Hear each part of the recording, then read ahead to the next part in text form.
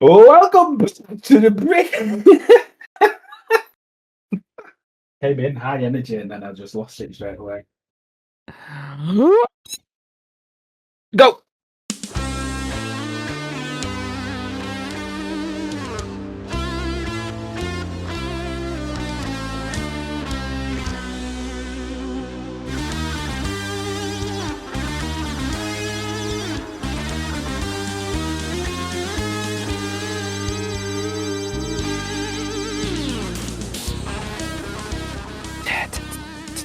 Welcome to another episode of the BritCaveBlitz.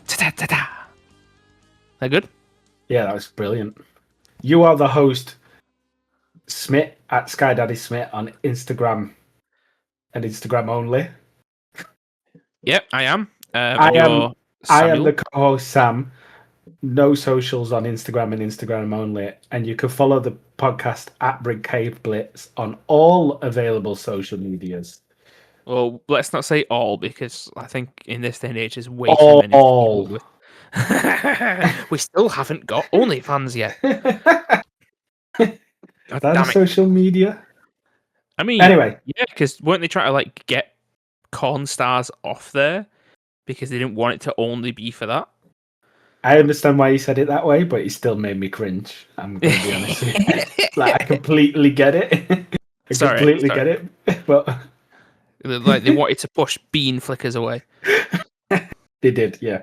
I think they soon realised that that's probably where all their money comes from. Anyway, we're not here to talk about corn stars. Aww. We're here to talk about Week 13 of the NFL. So let's start it off with Week 12 news. Yeah. And we could go to the biggest news of the week, and that is Will Campbell is on injured reserve. No! When I first messaged you about this, they said that it'd be at least the next game, and then possibly further. I guess that they're just let's just be safe type of thing, because you're playing well. It's definitely we save players for playoffs now.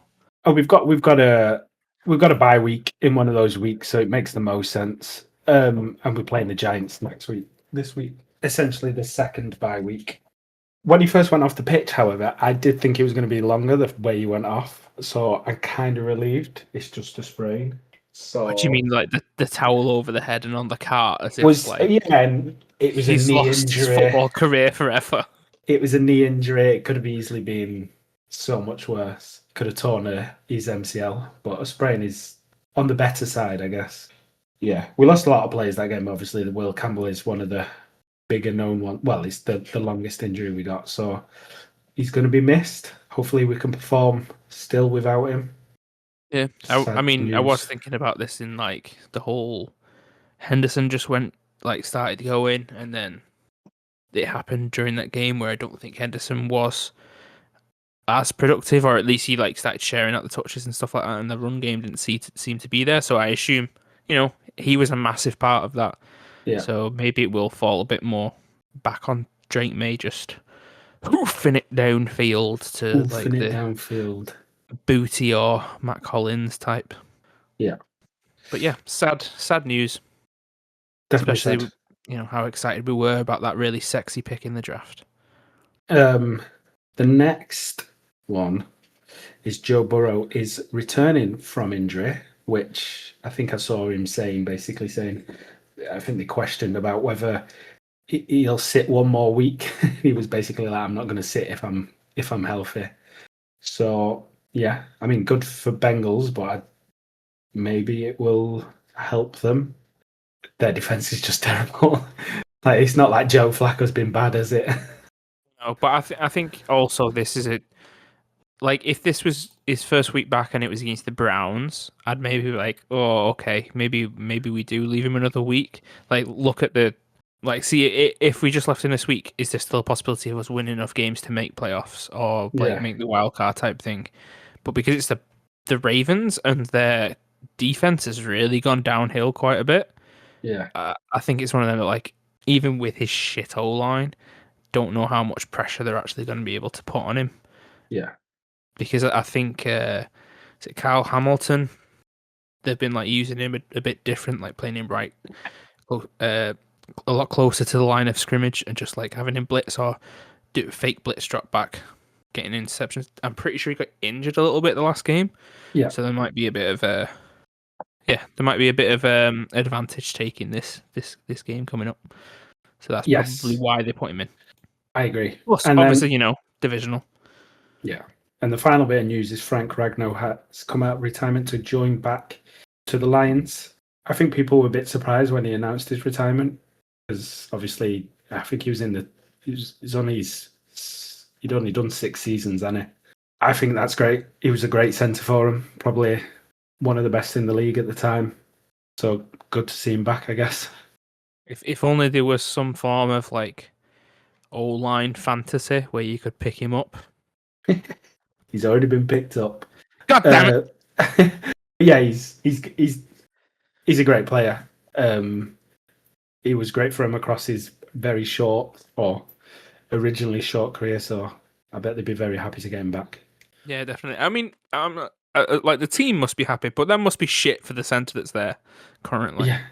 Yeah. So I mean, like he's 29 now, so it was definitely an early retirement for him, but yeah, as I say, that's like the epitome of youth. yeah. So Us in our 30s. good for him. Let's shall we move on to our hot takes? Yeah, sure. Would you like to do your hot take first? Yeah, I was gonna say either or, because obviously there was no hot takes from you in the last one. It was just mine. Oh yeah, of course. But so I mean, I'm happy to go first. No. Look, no. Let me say mine first. No, you go first. Oh, you go first. No, I'll do mine first. All right.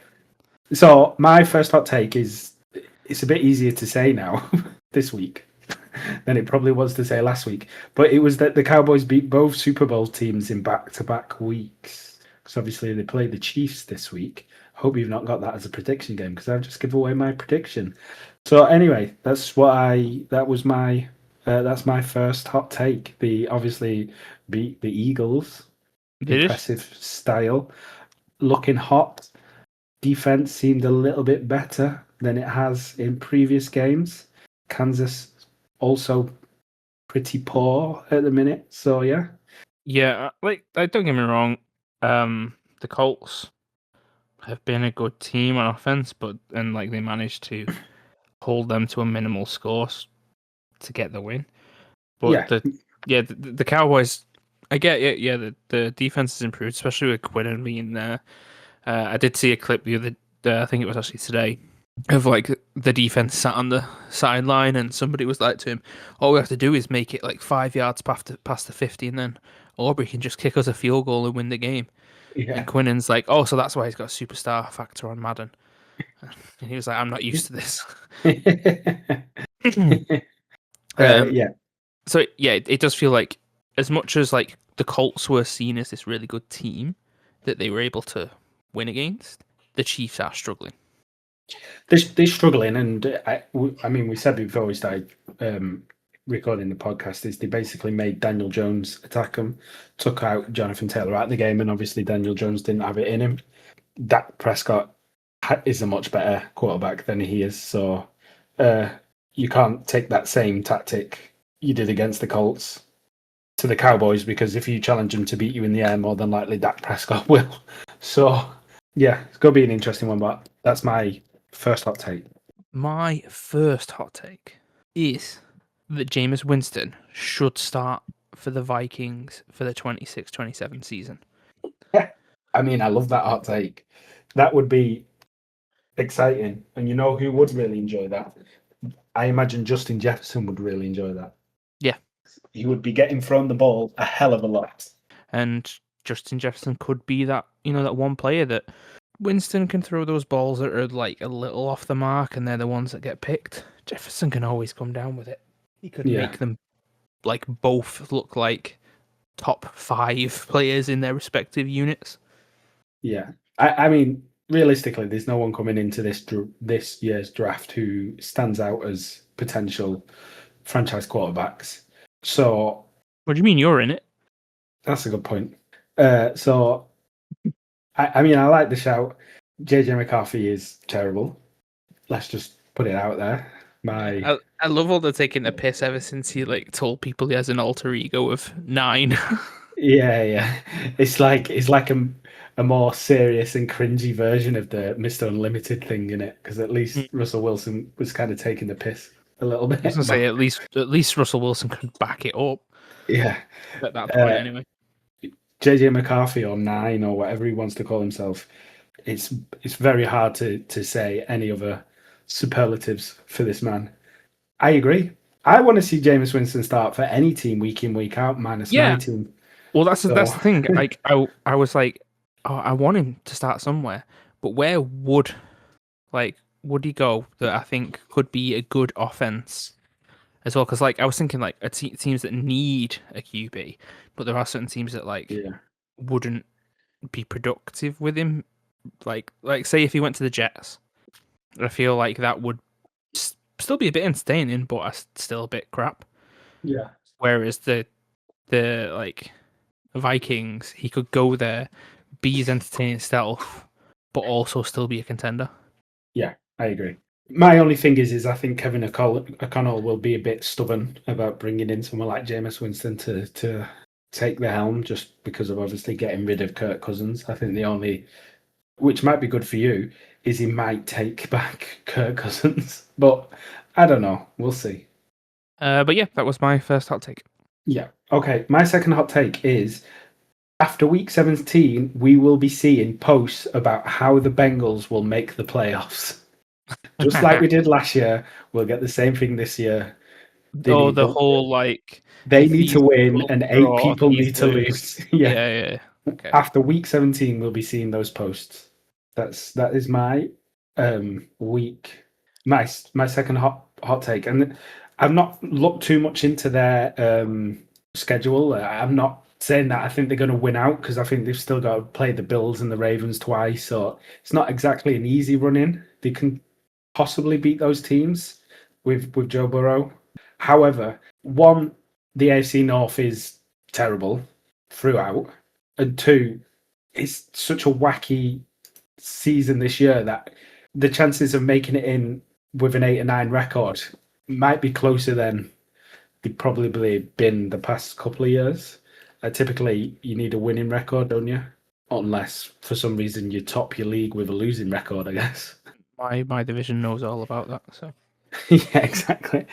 So I just see it as a case of I don't think they're going to make it, but I think after week 17 we'll see a post of that. If this happens and this happens and this happens, the Bengals will be in the playoffs. I don't think they'll be fully eliminated until the whistle of week 18.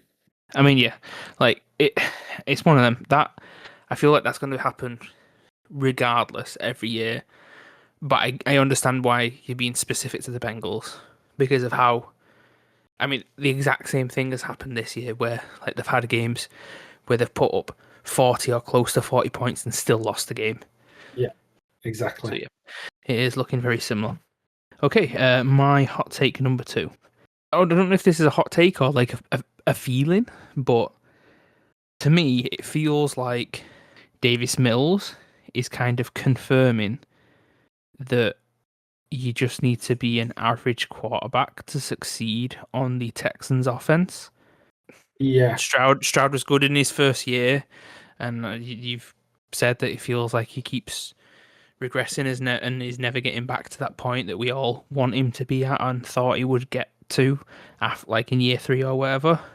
So yeah, it's kind of just proving that as long as you're an average QB, you're gonna succeed. You don't have to be a superstar QB. yeah, it does.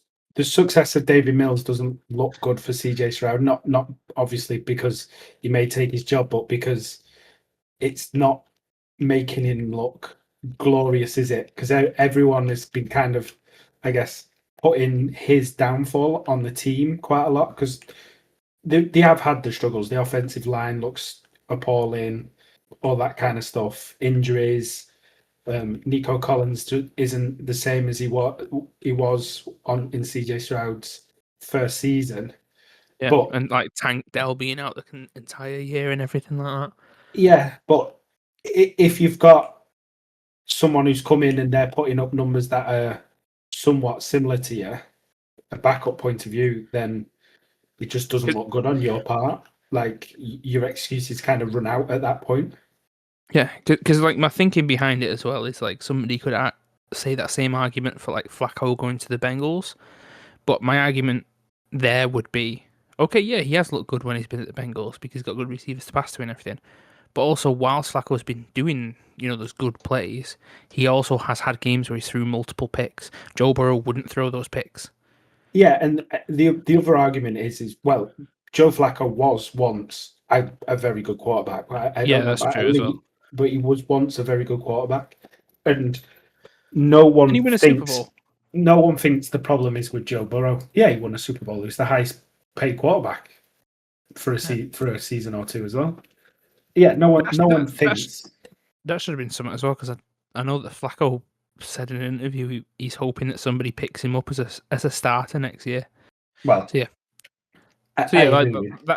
that was my thought process of it anyway. Like, I get that other people could probably make same arguments for other teams, but there are the differences, and like you said, Flacco is an experienced veteran. So I think, and he has shown that he's done anyway. I mean, he was on the fucking Browns and he was doing well. Yeah, Um, exactly.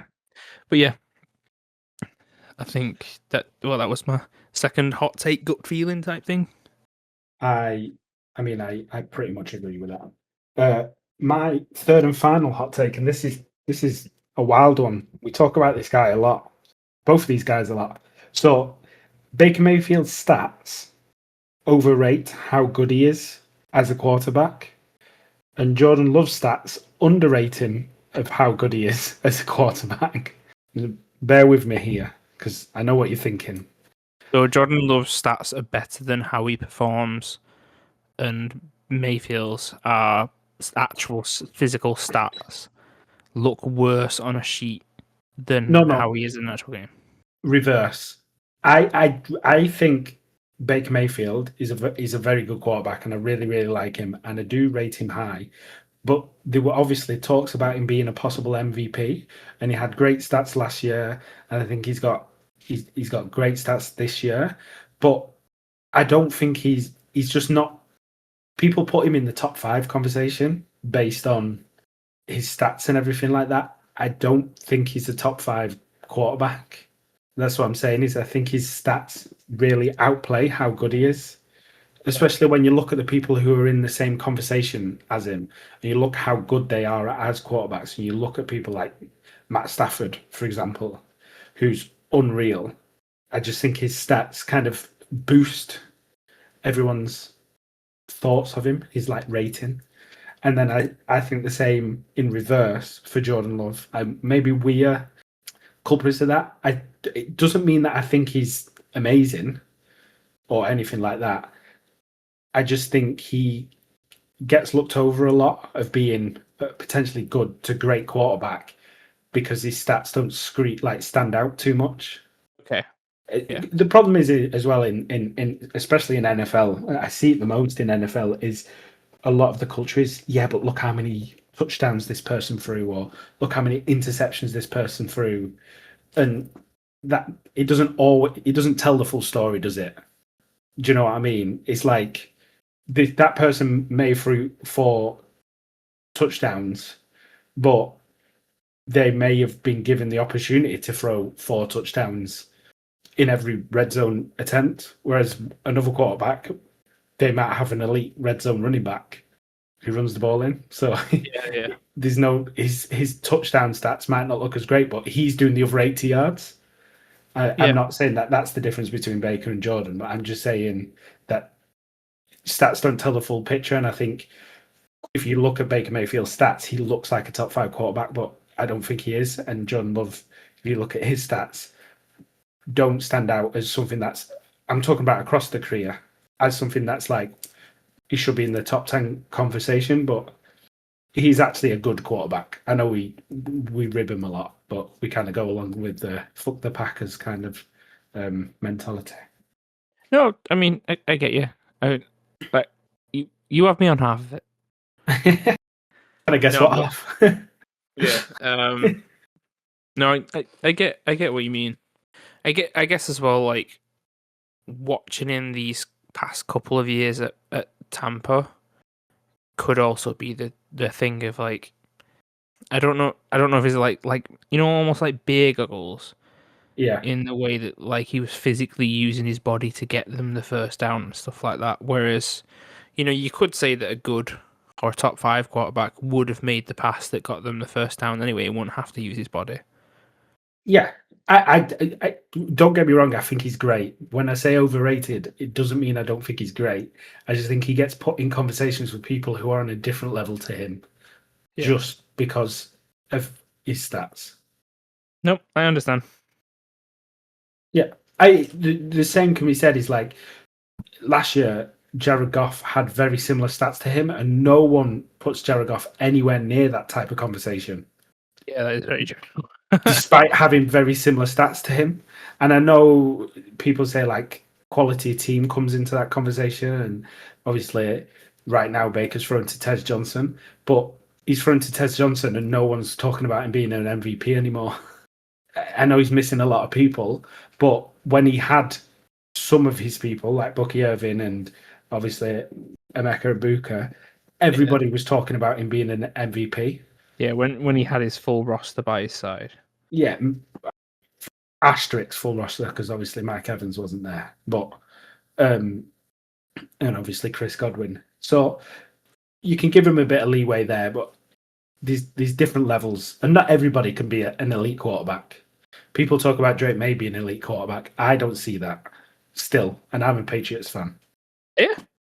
Yeah, I don't know if you know this. This conversation would tell me otherwise. Sounds like you're a Packers fan. Fuck the Packers. No, yeah, I mean, yeah, I get that, but I can also see the same vein of, it happens to Jalen Hurts a lot, doesn't it? That people put him in these conversations, but his stats don't look great. Or if you look at his just touchdown stats, he looks like one of the best QBs in the world. Yeah, exactly. But he's actually not. Yeah, and this is what makes it difficult when it comes to talking about the MVP and stuff like this. With Lamar Jackson and Josh Allen last year, Lamar clearly had the better stats. Josh Allen won the MVP. I think we kind of lent towards maybe. I think we agreed that maybe Josh Allen was the MVP, but a lot of people didn't. And then the year before that, it was flipped. Lamar won the MVP, but Josh Allen had better stats, and because there's more to it than just that, isn't there? About being a great quarterback. Yeah, I mean, yeah. Like we said, we both said about the MVP that we thought Joe Burrow should be in those conversations, but he can't be because he's not on a winning team. Yeah, exactly. So like that is a literal stat that stops somebody being in those conversations. Yeah, exactly. All right, let's move on to my third and final hot take. My third and final hot take of this week is that Shedeur Sanders could be a contender in the NFL, but at a team that actually knows how to develop QBs like the Rams. I actually like that hot take. I kind of come around a little bit on Shedeur Sanders. It was obviously quite funny that he was getting overlooked. I think a lot of that came down to Deion Sanders bigging him up too much, and that's where that humor came from. It's weird because I don't like the cockiness, and I don't like that in people. I just don't. So like that bit like makes me not like him, but also like cringe a bit towards him. Yeah. But the fact that he not getting overlooked, but I think people purposely being like, no, we're not dealing with you because of his father, because his father was not an issue, but I think hard to deal with because he's quite outspoken and everything and does things his way. It's like the opposite of like having born with a silver spoon. Yeah. That you're purposely put down because of who you're born.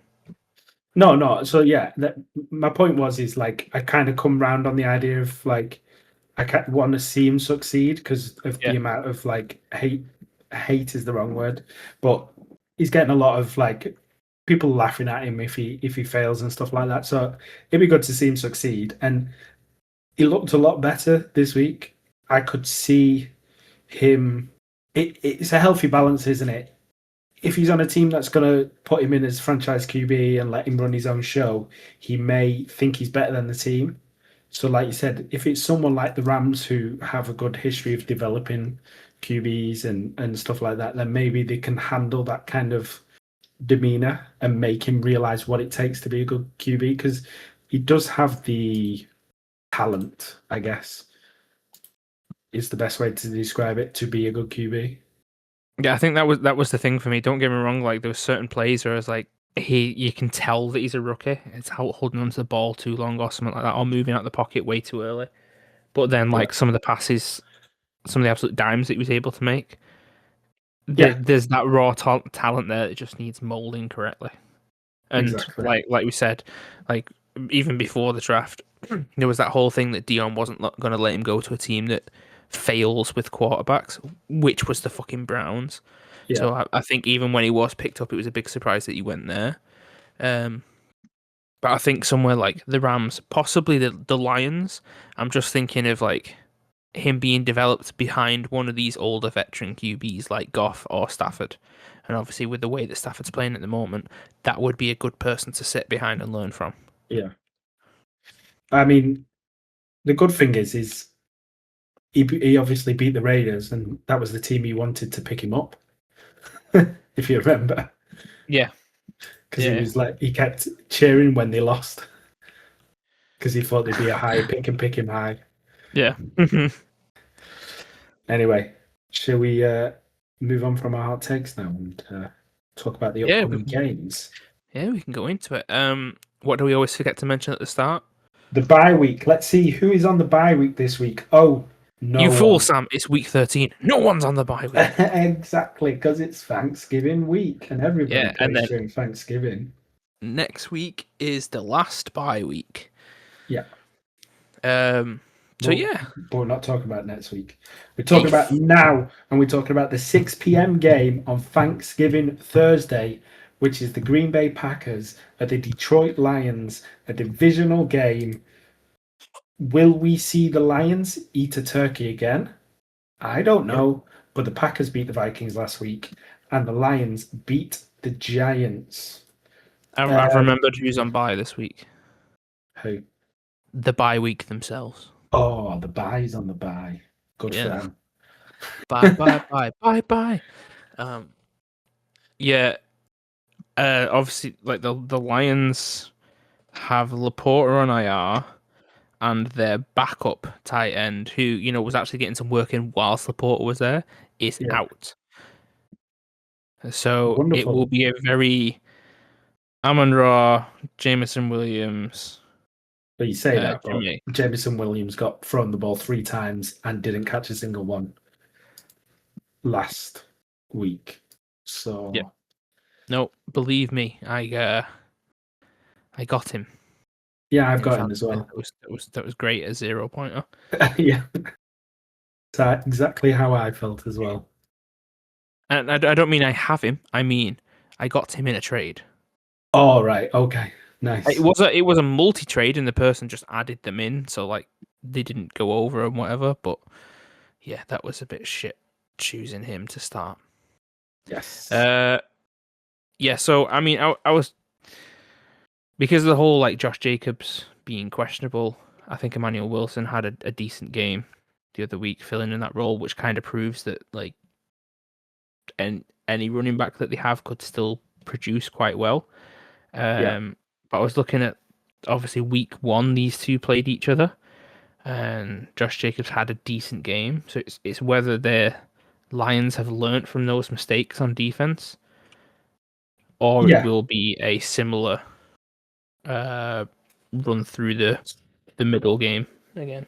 I think from a Lions perspective as well, they obviously lost. That was the first game without both of their coordinators. So they looked very plain we've seen a different Lions this week. The only thing is with the Packers is they play to the level of the team. So because they're playing a good team, they probably play well. They seem to play shit against the shit teams and good against the good teams. So I can't sit here and be like, oh, I think the Lions are going to win this game. The only reason I predicted the Vikings to win last week was simply because of that. Like the Packers seem to just play to the team, the teams they're playing level, and I thought the Vikings were crap enough for the Packers to play crap. For me, the Lions look great in the run last week. Obviously, Jahmyr Gibbs probably had a random allocated drug test after the game, just because he went for 210 yards or whatever it was. But the Packers are good at stopping the run, so they're probably going to have to beat him another way. But Dan Campbell is very good at that. This will be a good matchup, and I think pretty much a divisional. Well, I say that because the Bears are absolutely running away with it at the minute. But this could be one of those like division deciding games. Yeah, definitely. And I mean, like you said, as in like they were quite basic at the start, the Lions on offense and everything. It has kind of switched to this point where Yeah. the I get what you mean that they do play up, but the Packers play calling has been fucking terrible. Yeah. I don't think it's the offense that's like playing to the level. I think it's the defense. And to be fair, that was something I was thinking of. Like since their first matchup, the Packers do now have Mike Parsons, who, even if he's not getting a sack, the clips that I'm seeing where he's like slightly sat back and then just crosses over and bulldozes 3 people over at once. Yeah. Is insane. Maybe that's why they got Frank Ragnow back. Yeah. Just to handle him. Yeah, let's play a center and then have a center under center and then the QB behind the second center. Yeah. Yeah, that center, the first center passes it through the second center's legs to the quarterback. Yeah, it's just an extra layer. I like that game plan. Or Ragnar can just go at fullback. Yeah, but just a blocking fullback. Yeah, just an extra lineman every play. Well, they don't have a tight end, so they may as well. Yeah, maybe that's what Ragnar was going to play. Maybe he was like, I'm going to come back, but I have to play tight end, and he was like, well, conveniently. Yeah. But yeah, no, it should be a good game. Don't the Lions don't they have a really good record at playing on Thanksgiving? Yeah, like I said, they won last year, so yeah, I think they've won the past couple of years. Because I still remember the clip of like everybody with a turkey leg, and then Montgomery just stood on the side with a carrot. Yeah, that was last year in his little face mask. Yeah, I think that was their first Thanksgiving win, no, or at least with Dan Campbell, because I remember him commenting on about it. Like, are you finally going to be able to eat the turkey? Anyway, we've talked about this game enough. We can talk about the second Thanksgiving game, and that is the Kansas City Chiefs against the Dallas Cowboys. The Kansas City Chiefs ousted the original AFC number ones in the Colts, and the Cowboys beat the NFC number one in the Eagles. Wow. I mean, we discussed this a little bit before in the fact that, Yeah, I mean, I've said my thought on it, so I guess you really need to talk about how you feel about this game. I hate it. No, I do think that the offense for the Cowboys has really improved. I think the run game could be a little bit better, and I think they have. I think they've always had a decent protective line to protect Prescott, and like you said, he is a better quarterback as a throwing quarterback than Daniel Jones. I wasn't going to say anything about rushing because I know he doesn't rush a lot because he usually just is in the pocket and is quite safe. Just remember, I said that the Dallas Cowboys run game isn't great, and then you called me out on Javonte Williams being up there. He's still up there. He's still fifth in rushing yards. Yeah, I know. I just mean these past few weeks. I'm not saying it was as bad as in like numbers wise. Right, I know what you mean. Fair enough. Just making sure. Just like since CD Lamb has come back, I think it's I think that has been a big factor. That the passing game has just improved. So it's not like the rushing game has been bad. Maybe it's just like evened out type of thing, or Yeah, gone back to how it's supposed to be, like 70 passing, 30 rushing. yeah, it's not as relied on anymore. Yeah. Um, the Chiefs, like I'm still in that fucking mood. So fuck them. Yeah, still want it. You're not over it. You still want them to lose. Yeah, I still want us to lose. Yeah, I know we are. I don't want to see the Kansas City Chiefs win. I don't want to see them in another Super Bowl. I'd be very happy if they don't make it. I think overall, right now, Dallas are better. My one worry is Dallas do have implosion in them. Mm-hmm. They just always have that factor. But if we're just going based on sheets and like based on how they are on paper and current form, I think the Cowboys win this game. I think the Cowboys need a few more wins before they're allowed to implode. Because they're not at the point yet where everybody has full-on belief in them. Because they're only 5-1. Yeah, but they didn't. No one had belief in them at all last year, and they still managed to implode. That's very true. We'll go on to the next game, and this is another divisional game, and that is the Cincinnati Bengals. Sorry, this is the Friday games. We got Friday games. Well, this is Thursday game. Actually, it's Friday for us. Thursday. Yeah. In America. This is Cincinnati Bengals at the Baltimore Ravens. The Bengals looking to break their losing streak of 4 in a row, and Baltimore Ravens looking to continue their winning streak of 5 in a row after beating the Jets. Prediction game. Prediction game. Oh, I like it. Back at the beginning, we said Joe Burrow's back. You made some good points. The defense of the Ravens is probably a good defense for him to come back. Their secondary is terrible. Jamar Chase is obviously no longer banned for being a heinous spitter. Spitgate. You've got a great quarterback.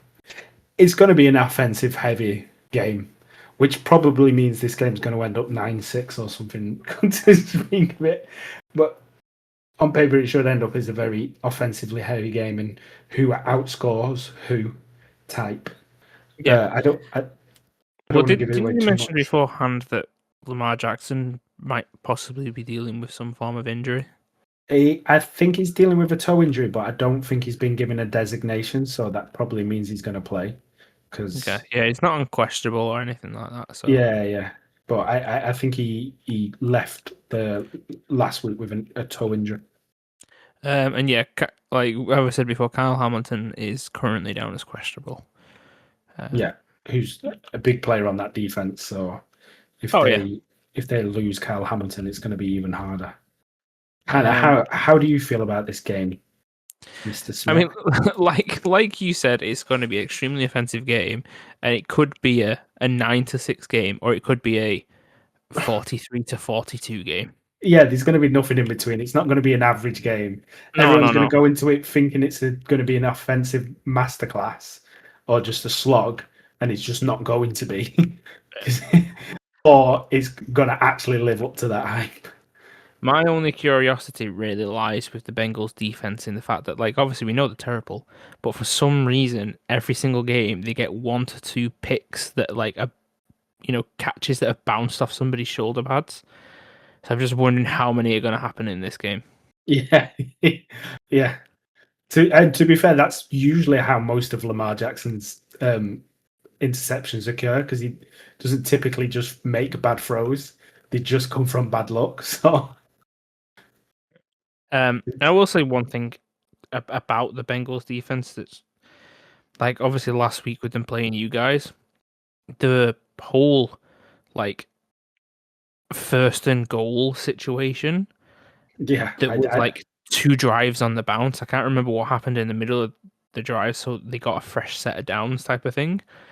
Yeah, obviously that was a great run defense.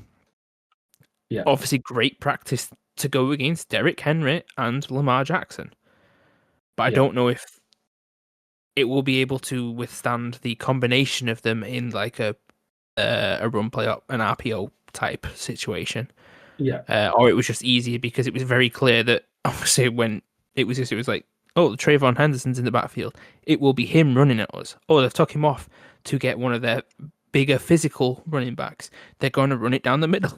Yeah, yeah, yeah. You don't know.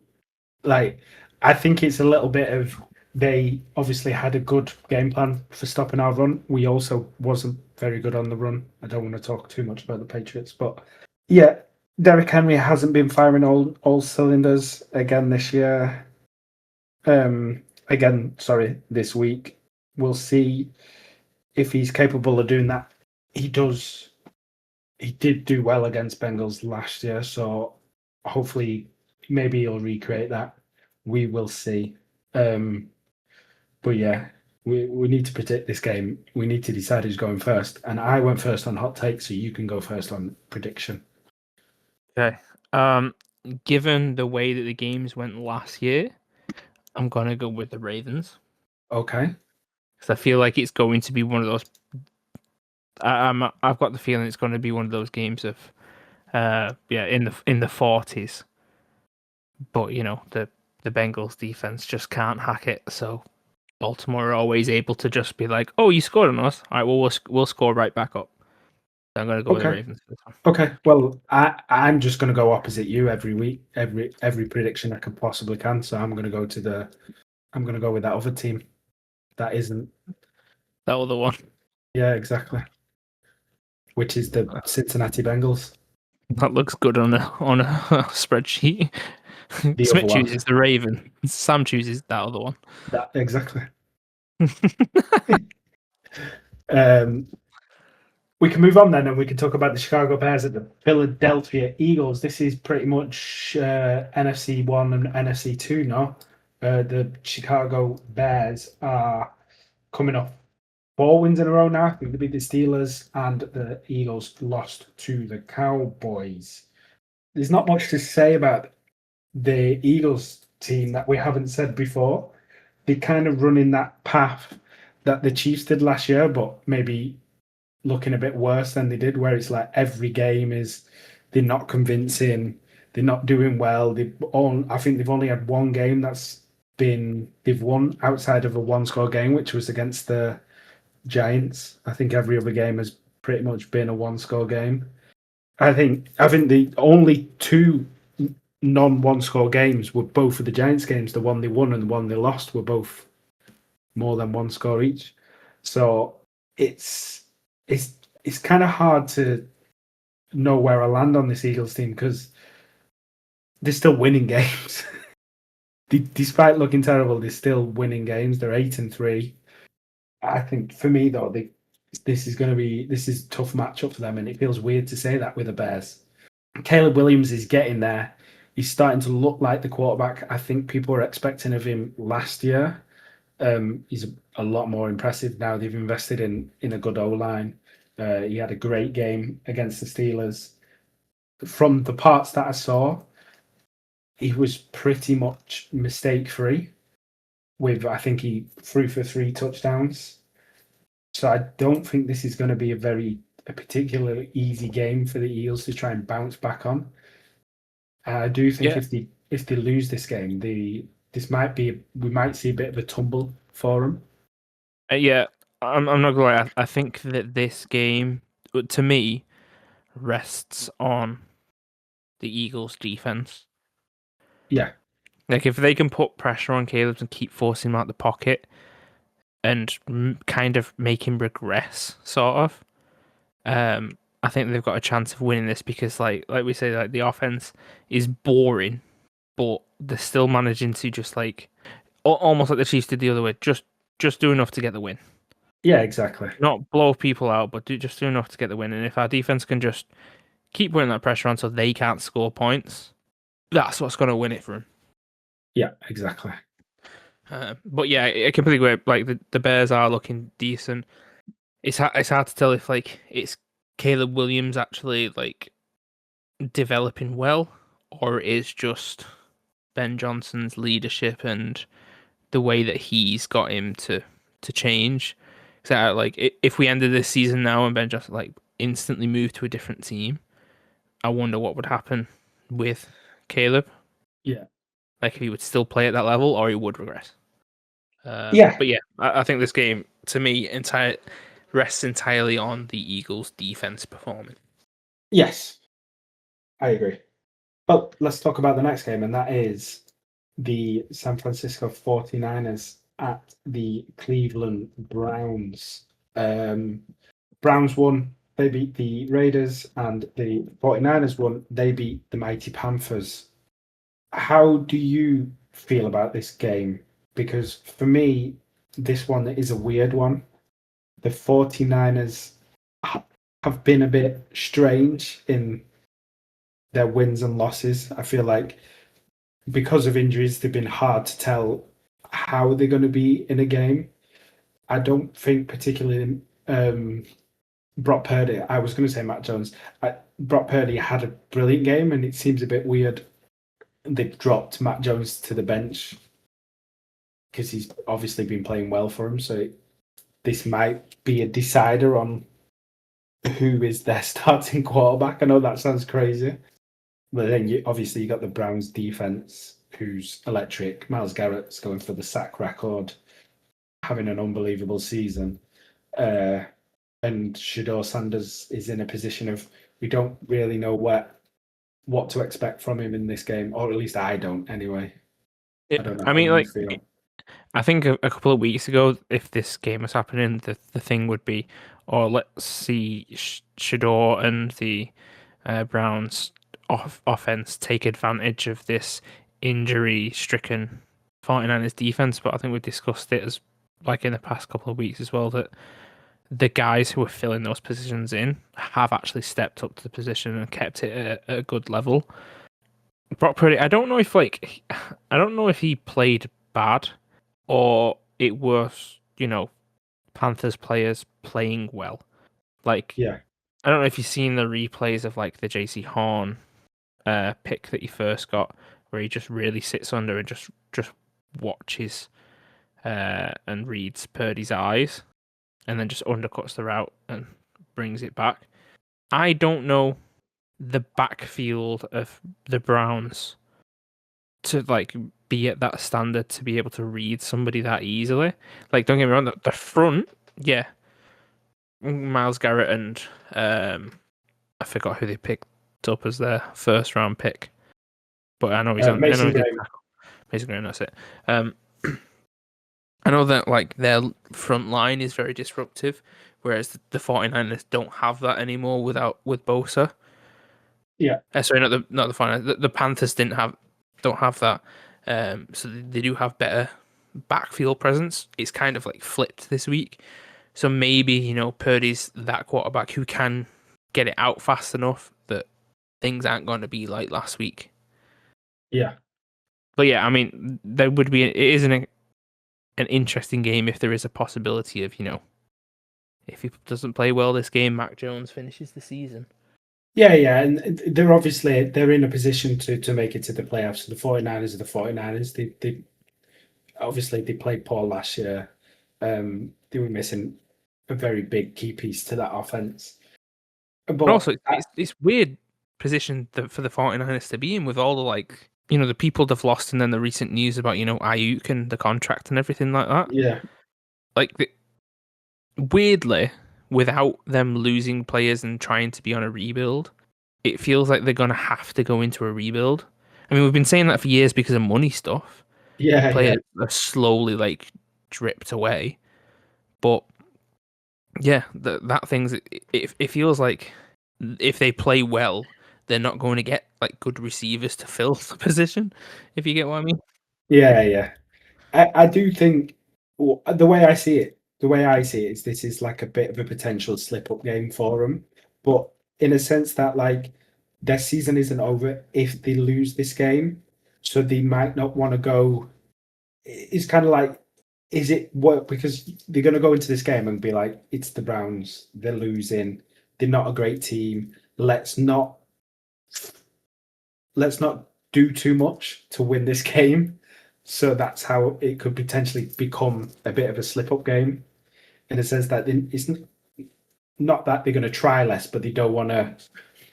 They don't want to put too much tape out there. They don't want to be putting injuries on more players that they don't need to because they go. So they might just scheme it to be a bit of a slower for them because obviously the Browns defense is so electric. Weird game overall. It should. Yeah.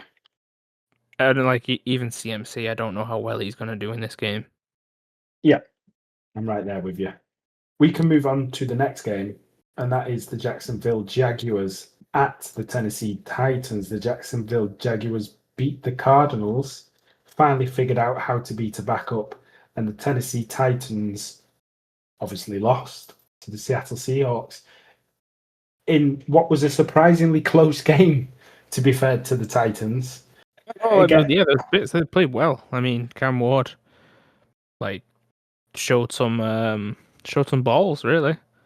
yeah. Sorry, he had a good game, and I also said this is a prediction game. especially against a defense that has been one of the better defenses in the league. So it's interesting.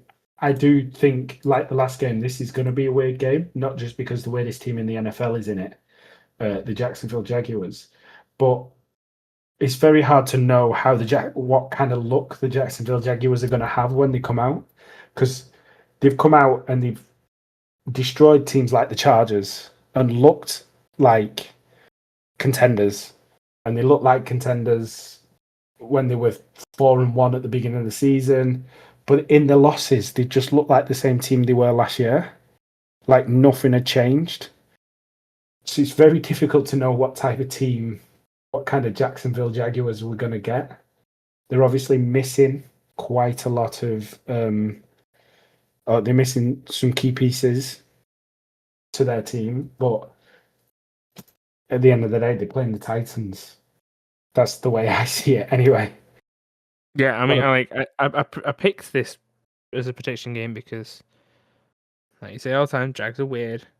They're performing against the right teams, but then I still have faith that the Titans' defense is decent, and I'm hoping that like it's one of those things where like as the season's been gone and after last week, that things are starting to click a little bit on offense, and Cam Ward is growing in confidence and is actually finding out who are the people he can rely on to get those passes to. Like DK's been really good for them. Yeah. I assume like he'll probably stay there for like another 2 years and then be picked up by a good team who will take him to the like the Eagles with AJ Brown. Yeah. I think the Titans just need a decent run game, and at the moment, I don't think that would fix them, but I think that would keep them in games a bit better. Yeah. The other thing is because they were behind all the time, they're having to throw it a lot more often to chase the game. And yeah, then when they get to a point where they need to rely on the run, they've not used it as much as anyone this season, so it's hard to get that kind of run rhythm going. I guess it's me to predict first. Yeah, it is. And I'm going to go rogue, and I'm going to go with the Tennessee Titans. Ooh. I was going to go Titans as well, but because you want me to go opposite, I will go with the Jacks. I thought you was going to say, I will still go with the Titans. Because I know what you want to do, but fuck you. Moving on to the next game, this is the Houston Texans at the Indianapolis Colts. The Houston Texans beat the Bills. Yes. And the Colts lost to the Chiefs. Boo. Right, so this isn't a prediction game. Yeah. But given the games that are being played and actually like are being competitive games, this to me was possibly game of the week. Okay. Because it's great Colts offense, which, you know, like I know we've already discussed that like people have been like, oh, if you shut down Jonathan Taylor, it doesn't fucking work. The Texans defense is great, so let's see if they can do that as well. If they can put the pressure on. Offense has been decent, like we've already discussed a bit. Colts defense has been decent as well. It's kind of like it's decent against decent and great against great. Yeah. Great offense versus great defense and okay offense, It, okay defense type thing. yeah, it's going to be exciting to see that battle between the Colts Yeah, offense and the Texans defense. like, I think but CJ Stroud is questionable now. I don't know if that yes, means he's going to return, but like you said in your hot takes, David Mills has been putting on a bit of a show with that offense. So would it be worth you to bring in your questionable starter for the yeah, sake of one game? it's a weird one because do you want to risk it? But also, it is one, a divisional game, and two, Yeah, you are currently sitting at third in the division, where the person you're playing is at first. So a knock to them whilst you getting a win would be extremely helpful. yes, it would. But Yeah, like we kind of said, do you need Stroud in to get the win, or could you just get it off your scheme alone with Mills in? I hope so. And to be fair, again, because of injuries and stuff, another team who I think would be in it a lot more if they had an actual run game. Like, don't get me wrong, Woody Max has been good as a rookie, but Yeah, I think they needed Joe Mixon. If they yes. had Joe Mixon healthy, that they would have been able to pop. Oh, yeah, exactly. I think. I mean, we said at the top, we a lot of people are making excuses for CJ Stroud, but not having Joe Mixon has been a big miss for that offense. So I'm right there with you. I never really put this down as my like a potential game of the week, but after what you said, I kind of am inclined to agree with you. Yeah, because it's one of them. Like the only other game that I could look at and be like, that is game of the week is probably the Packers and Lions game. But we've already said multiple times that, like, how boring and how shit, like, not firing the Packers offense can be. So as Yeah, much as it can be a game of the week on paper, as in because it's them two against them two, yeah, it doesn't have the excitement there for me. Whereas I feel like the Colts Texans would. yeah, yeah. And I do hope the Texans win this game simply because it puts the Colts further away from the Pats' number one spot. We have the Take them highest, away from getting that title back. yeah, we have the highest odds to make it into the playoffs currently, Hmm. higher than the Broncos for some reason. But anyway, I'll definitely be looking forward to watching that game. One game I won't be looking forward to, and that is the New Orleans Saints at the Miami Dolphins. The Saints lost to your boys, the Falcons. The Dolphins won to the Commanders. That is a game. Then we have the Atlanta Falcons at the New York Jets. The Falcons beat the Saints, and the New York Jets lost to the Ravens. These are your boys, so I'll let you do the talking. Well, as we've discussed, Drake London is currently down as doubtful because Kirk Cousins is the quarterback. It is, Kirk Cousins versus Tyrod Taylor. This feels very much like how we were discussing the Commanders versus Dolphins game in Yeah, uh, Madrid, being like, oh god, who would want to watch that? I don't know about you, but I want to watch Kirk Cousins I don't want to always, watch Kirk whenever he Cousins. plays the play. I will say one thing. Obviously, like, since having Kirk back in, like 98% pistol formation has stopped, and for some reason, Raheem Morris in the conference chats afterwards or whatever said, "Oh yeah, it's because Kirk's more comfortable under center," and everybody's like, "Well, what? Just because Penix isn't comfortable under there, you're not going to put him under there?" Like that's one of the things that's really hindering the team. Yeah, And you're just being like, "Oh, he's not comfortable there, so we're not doing it." Fucking teach him. He's got to. He's got to be under there to be competitive. yeah, and I've not been on since Penix said this, but the the fact that he's saying in interviews that he has no support on the sideline Yeah, yeah. is almost criminal. And yeah, and the fact that one of the most utilized plays in the playbook being under center is not being used because your sophomore quarterback is not comfortable doing it is crazy. JJ McCarthy is not comfortable playing football full stop, but Vikings can still keep playing it. Yeah. um, Um, And then yeah, defense is actually producing for once. The offense isn't. And the New York Jets weren't a great team, and then got rid of some key pieces. So I'm hoping this could be an easy win for us. But any time that I've looked at a game and been like, "Oh, that would be an easy win," something's fucking happened, and I It's regret not been every easy. decision in my life. Yeah. Obviously, we're speaking a lot about like stuff outside the game. It should be an easy win for you. It should be a confidence booster for Kirk Cousins, which he's a good quarterback when he's confident. I think Just when said he's it, and I'm just all I'm thinking is like, this is going to be that game where he has the 3 fucking interceptions and no touchdowns. I think once he loses his confidence, he plays. I think he tries to play to prove himself, and that's where he makes mistakes. If you can play with confidence, I think you win this game with ease. You've I seemed will, to be involving Bijan a lot more again, yeah, so that's I good. will. I will say last year, obviously, he took a hit, and then from then on, I went, oh, he's really pussied out. He's been. I can see the fear of him, being scared to take another hit and get a season-ending injury. Obviously, him bulldozing somebody on the sideline did fill me with a little bit of confidence. Yeah, like he's back, baby. I wouldn't say that, but it made me feel better compared to how it was last year. Yeah, I think you should win this game. We can now talk about the Arizona Cardinals and the Tampa Bay Buccaneers, which follows your game. The Arizona Cardinals surprisingly losing, and the Buccaneers also on the losing streak at the moment, not looking great against the Rams.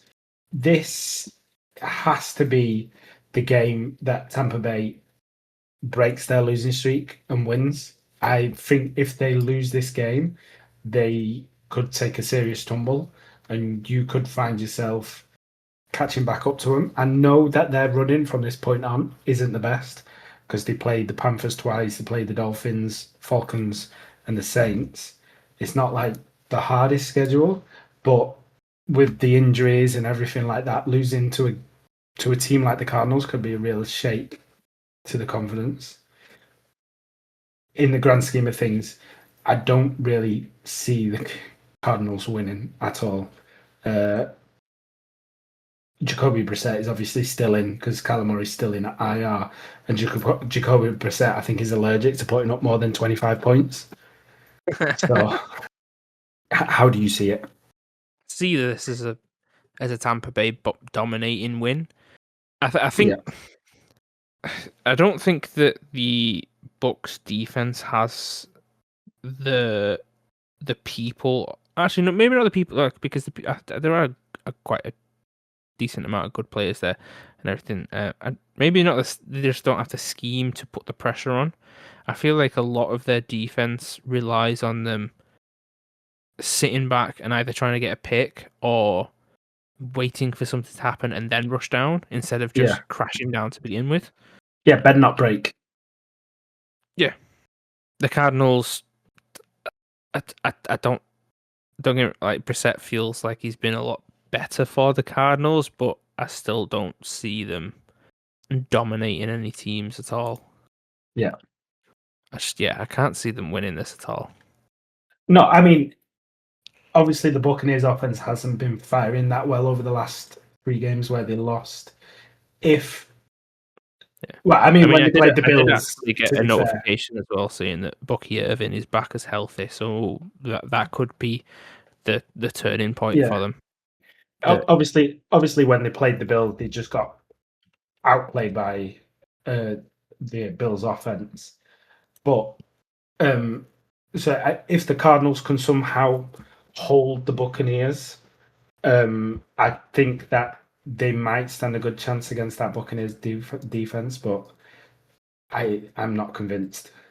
We can move on then, and we could talk about the Rams at the Carolina Panthers. I think this is a good one for you because I think this might be the Panthers' 7th loss and put you back in touch and reach of the Panthers. Because for me right now, to be fair, I said that the who did I say? The Eagles and the Bears are NFC 1 and 2.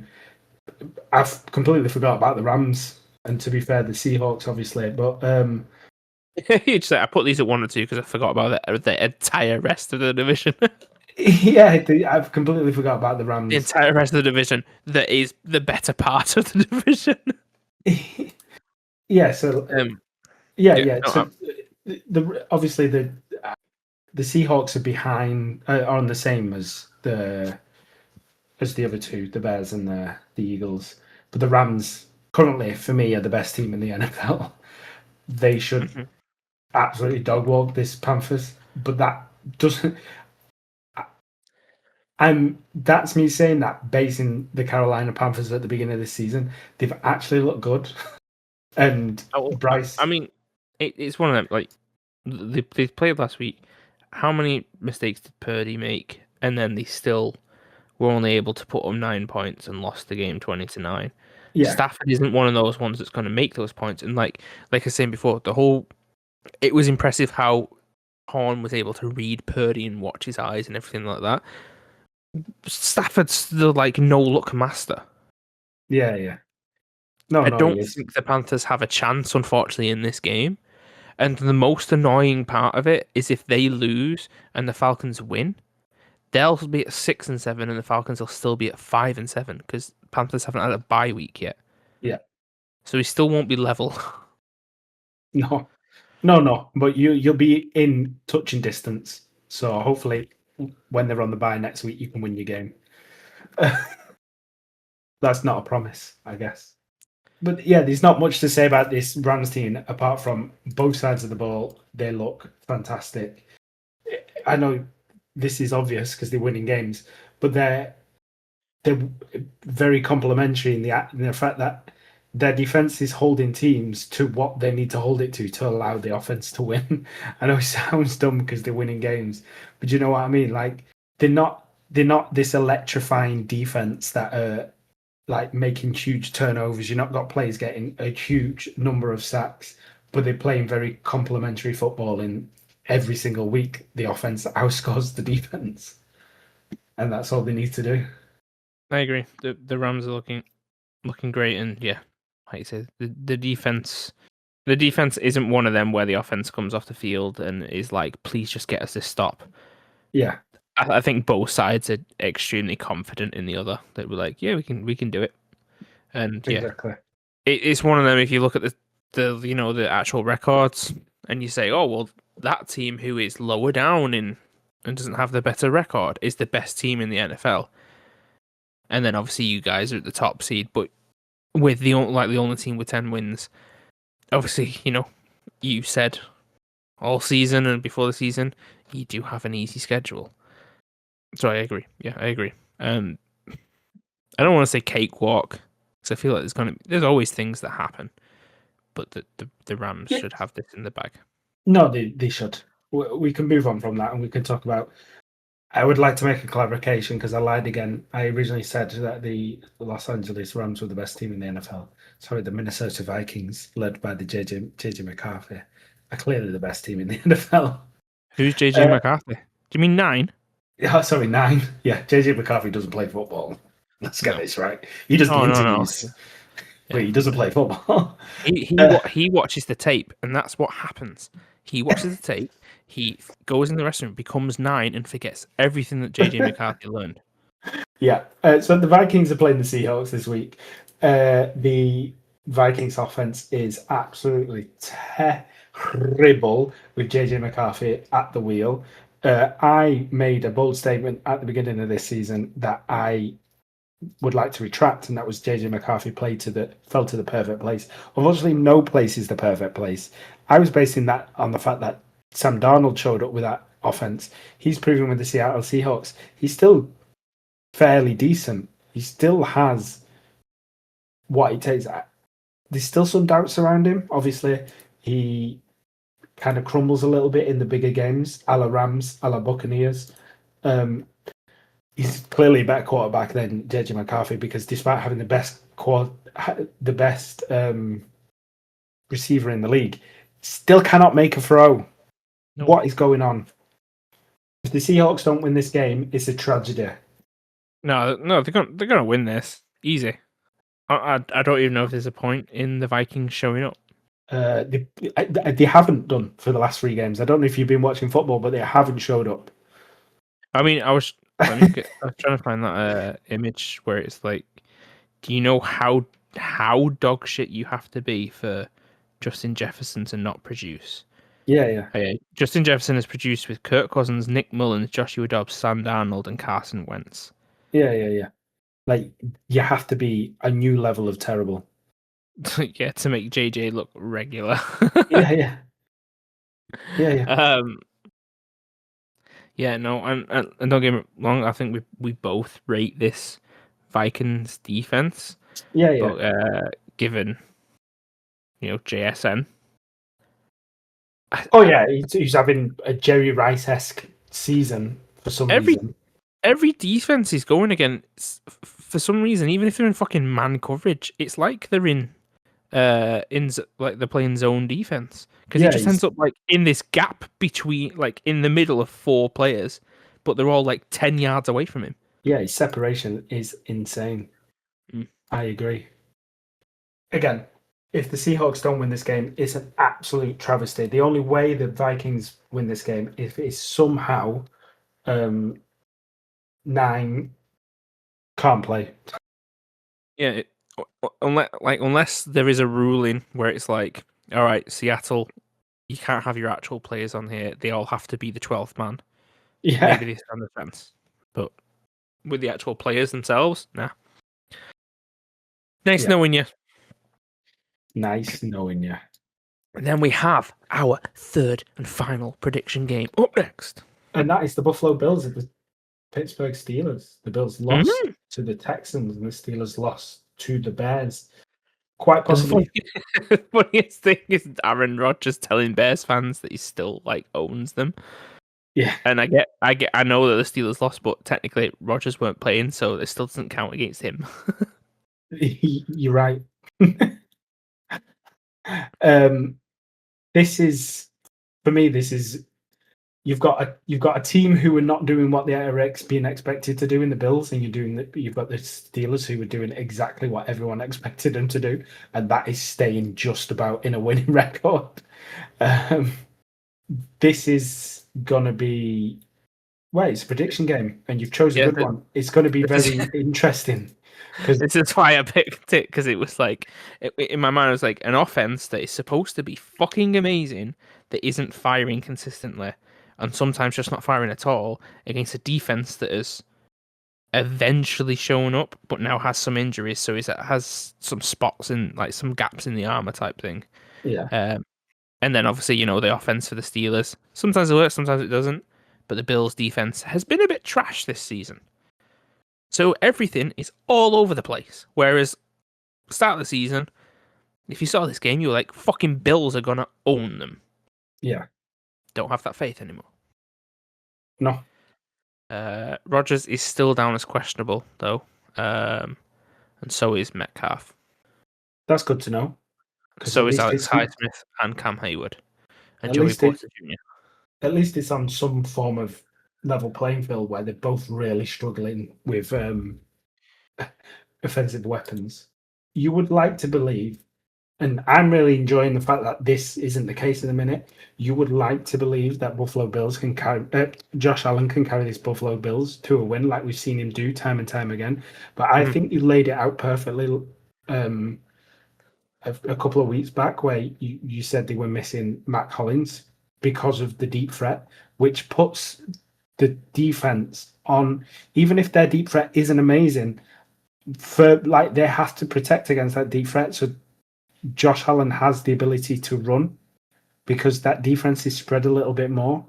The issue is he can't make these fantastic plays because their defense can sit so close to the offense. They can stack so many people. Yeah, that he just can't make these big plays. So it's going to be an interesting one because this Pittsburgh Steelers defense has gotten better as the weeks have gone on. And realistically, the Pittsburgh Steelers should win this game just based on the fact that if they do lose this game, they will no longer be in a winning record. They will be 6-6, and I don't know if that's physically possible. And yeah, didn't the Bills activate Gabe Davis? Yeah, he was playing last game. Wasn't he like a deep threat for them 2 years ago? Yeah. So yeah, he was. The last game, I did expect, because he was activated and playing, because there's a whole Keon Coleman issue that they've got at the moment. I kind of expected them to revert back to quickly, let's get him in on these deep routes and show that we are going back to, we have a deep threat. Because I still remember, was it like they were on their own 4-yard line or something like that, and Allen got it to Davis and he went all the way to the house. Obviously, Gabe Davis wasn't good enough to be part of the squad and end up on the practice squad. But like you said, you don't have to be the best to still be that threat and change their defensive scheme and mindset.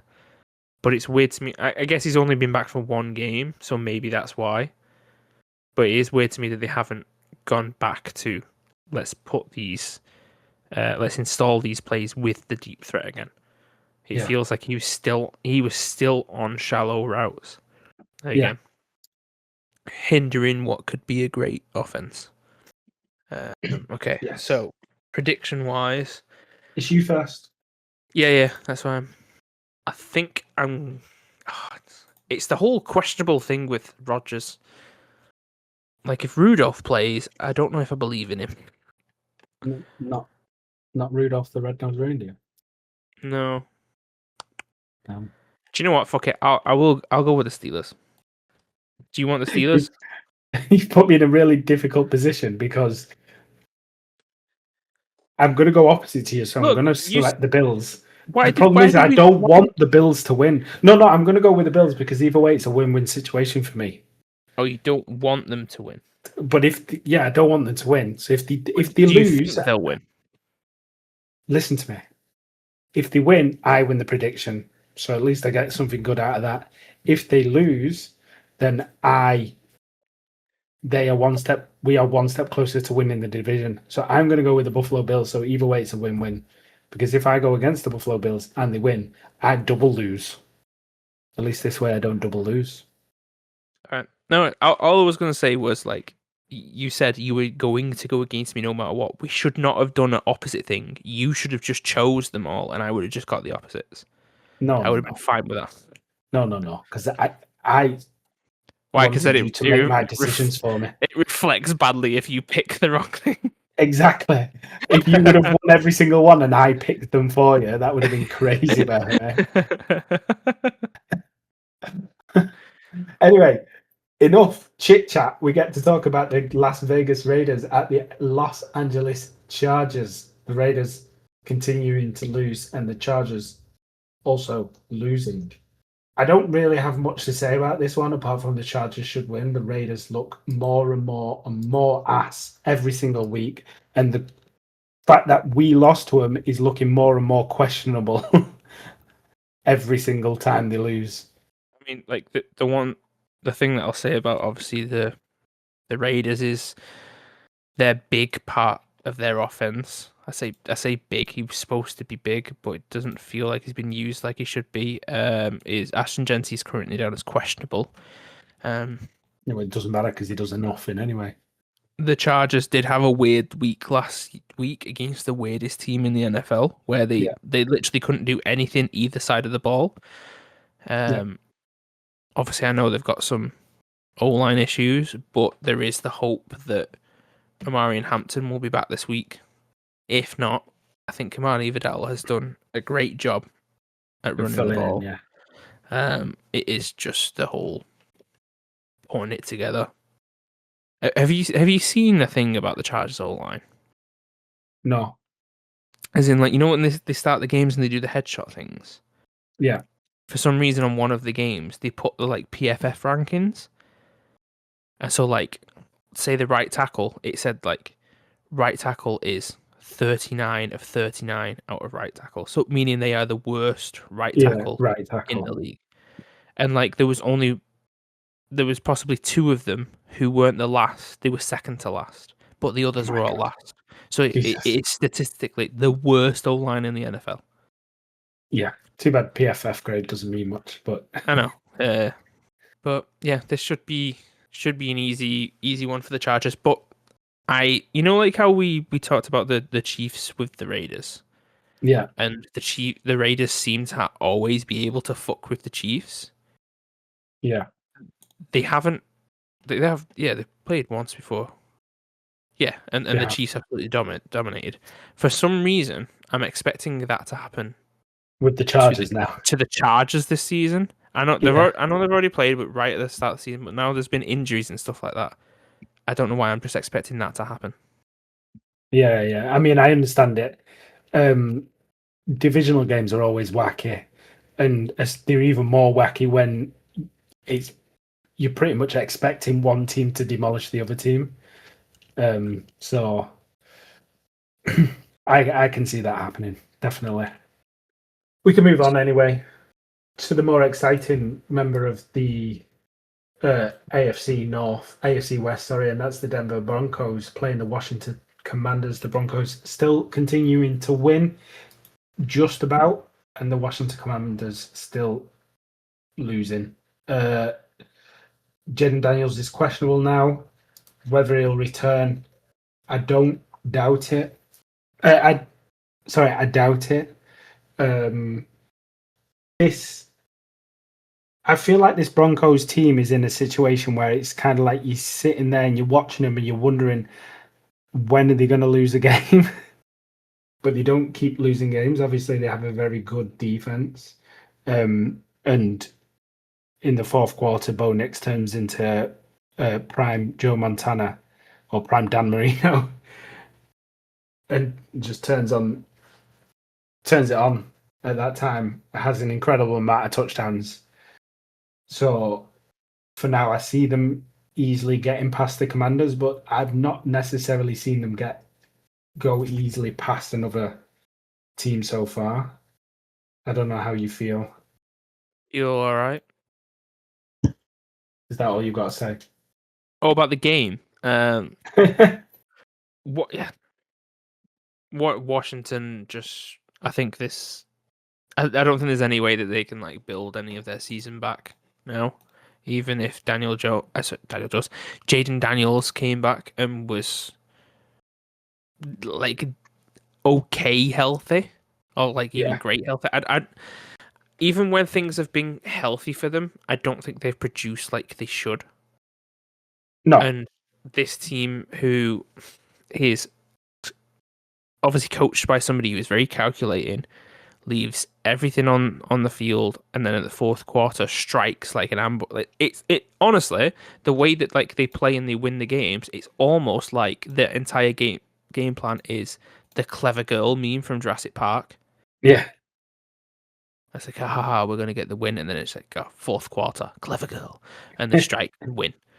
And yeah, I don't think Washington stand a chance, and I'm hoping that this is the game where. Well, this is another game where we see, RJ Harvey actually get some decent reps and just cut a defense up. Yeah. Because I think Frankie Louhu for the Commanders is currently questionable. I don't know about Wagner, but I know they've took a few hits. Yeah. I mean, the Broncos should cut this team apart. Hopefully, maybe they'll do it in all of the quarters, maybe not just one of the quarters, but if that's how they play football, that's how they play football. Their defense is great. They can rely on their defense, making sure the opponent's offense doesn't do too much to them in the time of needs. And I can't imagine the Washington Commanders are going to do anything against this team. No, not at all.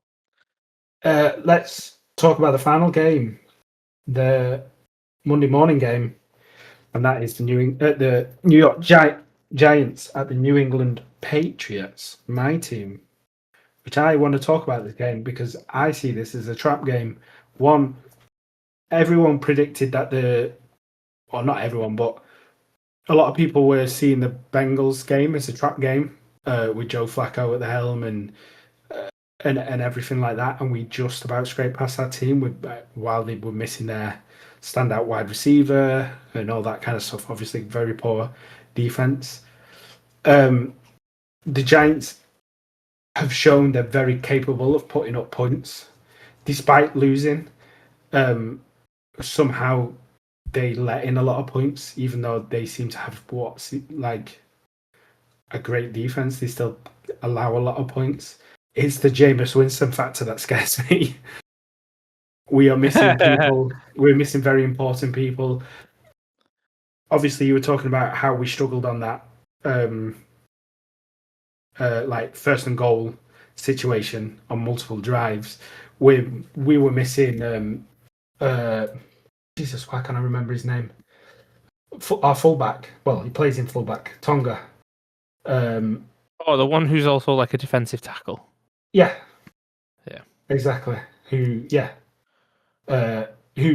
is big on those type of plays for us. So I'm not sure if he's going to be back.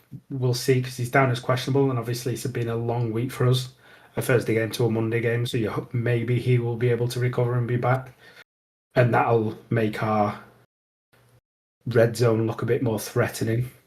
But that Jameis Winston factor, man, it scares me. Yeah, I mean, like both times he did something amazing. I think I text you, just be, are you watching this shit? yeah. Score that. I mean, like the like double pass play was amazing, but the fact that he scored a touchdown while breaking a tackle, by the way, not just stood in the end zone and catching a pass, unbelievable. Really unbelievable. It's really fun seeing Jameis Winston doing those type of plays. I just hope he doesn't do it against our team. Yeah. I would like to keep our first in the division, please. First in the conference. I'm now imagining a Jameis Winston and Ben Johnson as his coach, like merger. Yeah. I feel like that offense would be pure chaos, and nobody would be able to defend it. I think these trick plays come simply because someone suggests a trick play to Jameis Winston, and he just keeps going, yes, and what if we do this to it? And what if we do this to it? And it gets to a point, he was like, right, okay, that's enough. I thought you were going to say, like, you know, when players go to, like, say, a Make-A-Wish and they, like, give them a celebration to do, but the kids are being like, just do this. And he's like, yeah, sure. And then, like, somebody puts a play call in and he's like, I've got to do this. It does it, and it works perfectly. But yeah, I mean, I'd say you're at home, but, you know, you're all pretty close to each other, so I don't know how much of a difference it makes. We're also better away. Oh. We're also a much better team on the road. Oh, okay. I mean, that's too relaxed at home then. Yeah, we've only lost at home. Both of our losses are at home. We've never lost on the road. I think, you know, this should be an easy win for you. Yeah, all we have to do is let the Giants get up by 2 scores, and then we should win the game. Isn't that how it works? They just throw away 2-score games. Pretty much. But yeah, Drake May's playing great. I think the past couple of weeks maybe he's not played to the standard he was at those weeks before, but I think those weeks before was such a high standard that you couldn't keep that consistent. Yeah, it's like going from I think at the time, obviously MVP talks to just great quarterback. Yeah, and I think also with a Josh McDaniels type offense, if we are winning a game, we're going to close that game out, and you don't get good quarterback play when that happens. And like the games where he's looked amazing, like against the Buccaneers or against the Bills, they've been tight games where we've not been closing out that game. There's always been a reason for us to be playing downfield. Whereas like the Bengals game, obviously, we were up pretty heavy, wasn't we, from the end, from half time? So it's kind of like, let's just play this game out, win this game. We're obviously losing players. Same with the Jets. Up up from the second quarter straight away.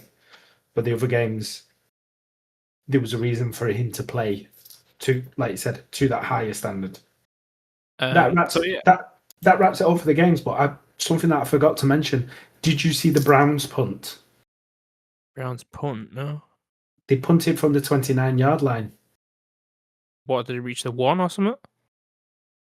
Yeah, no. From they were 29 yards out from scoring a touchdown.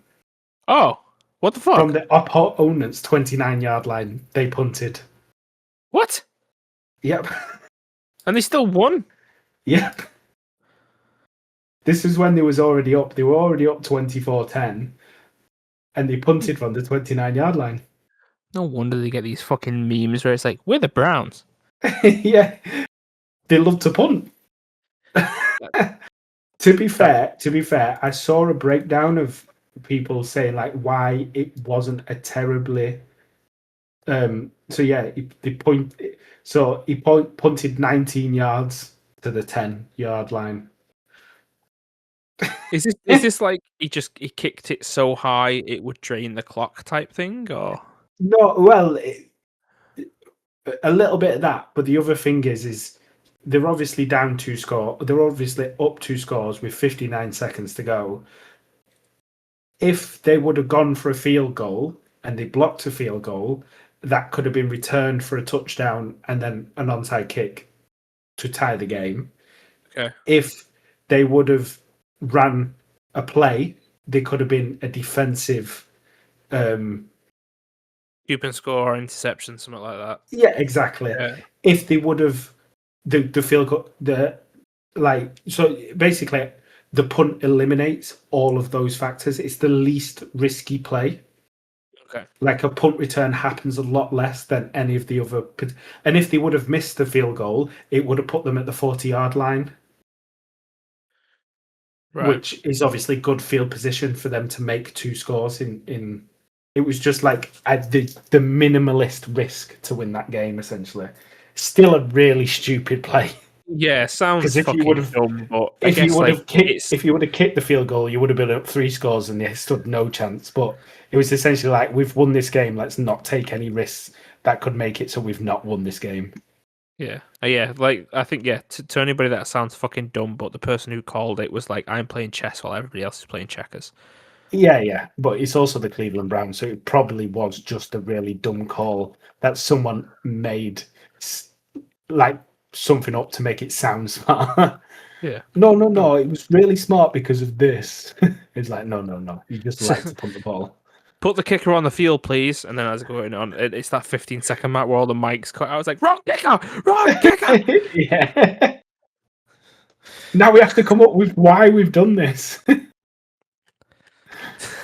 Opening like some ancient tomb. Yeah. Like, we have to fight the long lost rules. Yeah. So yeah, I wanted to talk about that because I didn't know if you'd seen it or not. It was crazy. If you remember, please look it up. Punting from the 20. It's baffling. It's baffling, honestly. Like even the commentators were blown away. I mean, I just typed in Browns punt in YouTube, and the first thing was Browns punt from 29. Yeah, all of the what's it called? The betting sites have been going mental because the over/under on the punts was like over 35 yards. Or 35.5 yards on the over/under of shortest punt, and obviously it was a 19-yard punt. Not the betting places, obviously the people like heavy gamblers. Yeah. Like betting on the over on that. That's literally like the second video. Yeah, insane. So you watched it? I've not watched it yet. No, I'll wait till I finish. But I, like, just somebody's like reel or shorts or whatever. The literal caption is like the Browns punt from the 29, and it's him pulling a weird like face where it says the over under was 35.5. Oh right, yeah. Mental. Oh yeah, and the title is like rigged. Rigged. Yeah, exactly. Question mark. Anyways, but all that, rounds out the week coming up. Yeah, it does. That's Hopefully, exactly what it we're does. correct about something. I'm going to be correct about something. I can feel it. I know you're going to be correct about something because you did a win-win situation. Oh yeah. Well, no, because You've one of them got to be wouldn't make correct about them. one of them wouldn't make me correct. It just make me feel good. Oh, okay then. As we stated at the start, it's Thanksgiving week, so there's no teams on bye. Bye week is on bye. Bye. Have you got any thanks to give? Nope. Okay, fair enough. Yeah. Have you got any thanks to give? Yeah, I would like to say thank you to Drake May for revitalizing my New England Patriots after the long, hard rebuild that we've been through. I really appreciate it. It's been a really tough time. I feel like that was a better route than what I thought you were going to go down. I thought you were going to say, thank fuck this episode's ending. I could have gone down that route, to be fair, and I should have. Well, yeah. Have you got anything else to say? If you cut out the bit before, I'll say, thank fuck this episode has ended. I've been Smith, which that's guy that is Smith on Instagram and Instagram only. Samuel, you have been... I've been the person who's reminding you to go through the predictions again. Shit. All right, we got the Bengals at the Ravens. I've gone with the Ravens. You've gone with the Bengals. Jags at Titans. I've gone with the Jags. You've gone with the Titans. Bills at Steelers. I've gone with the Steelers. You've gone with the Bills. In total for the predictions, I am currently on 23 correct guesses, and you are on 17 correct guesses over the course of the 12 weeks. Damn. Perfect week last week. And I've been Sam. Do